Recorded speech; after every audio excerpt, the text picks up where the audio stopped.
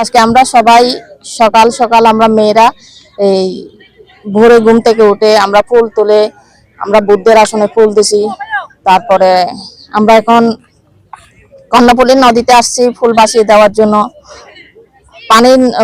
নদী পানি যেমন যেরকম ঠান্ডা থাকে, সবার মনও যেন এরকম সারা বছর ঠান্ডা থাকে, এবং আমাদের যারা স্বর্গীয় হয়েছেন তাদের উদ্দেশ্যে আমরা ফুল ভাসিয়ে দিতে নদীতে আসছি। এই সবাইকে ধন্যবাদ। 12 এপ্রিল 2026 খ্রিস্টাব্দ এবং 1433 বাংলা সনের এই ফুল বিশু দিন আমরা একটু পরেই উপজেলা নির্বাহী মহোদয়ের আগমন এর পর কর্ণফুলী নদীতে ফুল বাঁচাবো। এটা একটা আমাদের এই চিরাচরিত রীতিনীতি।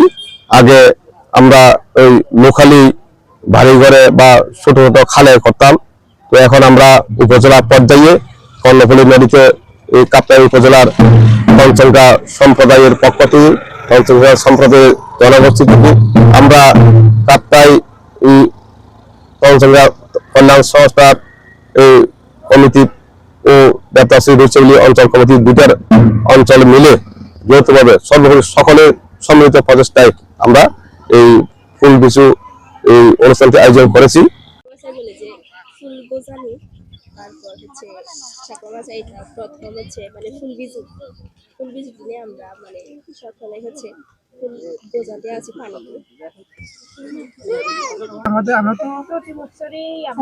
আমরা এটা মানে এই দিনটা আমরা ভালোভাবে উদযাপন করি।